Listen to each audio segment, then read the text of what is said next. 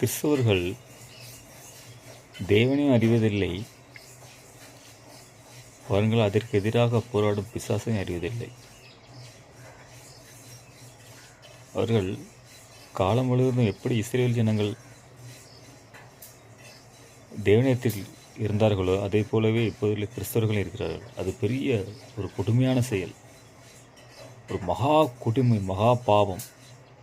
அவர் தொழுது கொள்கின்ற தேவனை அறியாமல், அவருடைய பெயரை அறியாமல், அவருடைய தன்மைகள் அறியாமல், பாருங்கள், உலக பிரகாரமாக எல்லோரும் சாதாரணமாக எப்படி சொன்னால், இந்துக்களோ முஸ்லீம்களோ இன்னும் அநேக மதம் எப்படி நடந்து கொள்கிறார்களோ அதே போல் மதத்துவமாக நடந்து கொள்கிறார்கள்.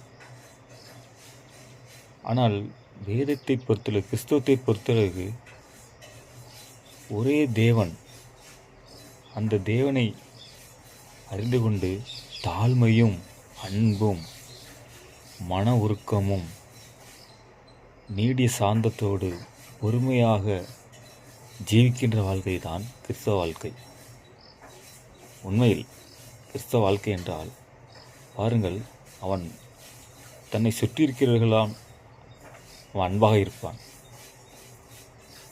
நீங்கள் புதிதாக ஒரு இடத்திற்கு போயிருக்கிறீர்கள், உங்களை எல்லோரும் நீங்கள் உங்களை அறிமுகப்படுத்திக் கொள்ள வேண்டும் நாம் நினைக்கிறோம். அதுவல்ல அன்பு. நீங்கள் போகிற இடத்தில் என் பெயர் எது, நான் ஒரு கிறிஸ்தவன், நான் இங்கே வந்திருக்கிறேன் என்று நீங்கள் பாருங்கள், அவர்களுக்கு அறிமுகப்படுத்திக் கொள்வதுதான் அன்பு. முன்கூட்டியே அதை செய்து கொள்ள வேண்டும், முன்கூட்டியே ஒருவருடைய பேச வேண்டும். அப்படி இது ஒரு சின்ன ஒரு உதாரணம் தான்.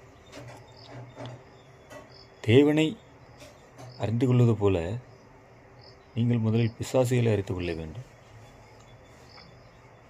பாருங்கள், இயேசு கிறிஸ்துவின் காலத்திற்கு முன்பு வரைக்கு பிசாசு பாருங்கள், அவன் ஒரு சரீர ரூபத்தில், விக்கிரக ரூபத்தில் இருந்தான்.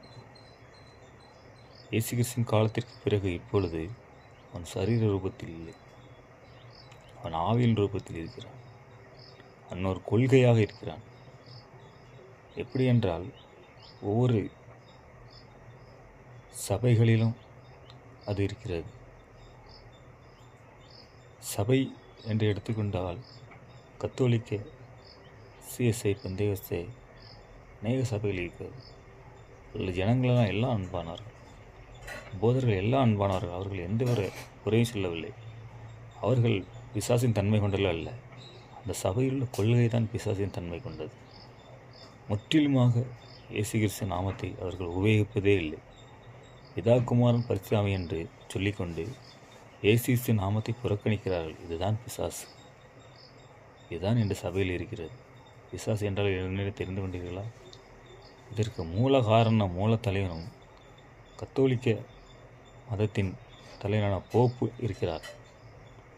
போப்பு என்றால் அந்த ஒரு மனிதன்தான் அந்த பிசாசு என்று சொல்வதற்கு வழி இல்லை. அந்த பதவி, உங்கள் பதவி தான் உங்களை பிசாசாக வழிநடத்தி செல்கிறது. நீங்கள் எப்படி நடந்து கொள்கிறீர்களோ அதை பொறுத்து இருக்கிறது.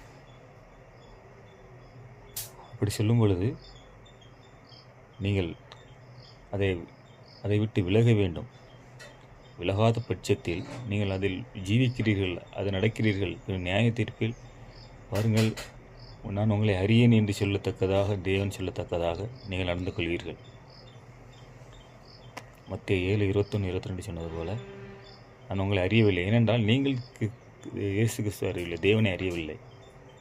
அதனால் நானும் உங்களை அறியவில்லை என்று சொல்வார். அந்த தன்மைக்கு போய் சொல்ல வேண்டும். சபைகளையோ சபையின் கொள்கைகளையோ பார்க்காமல் வேதத்தை சொன்னபடி வார்த்தையை பாருங்கள், அதன்படி விசுவாசித்து அன்பான ஒரு ஜீவியம் செய்தால் மாத்திரமே பாருங்கள் நீங்கள் வெற்றி பெற முடியும்.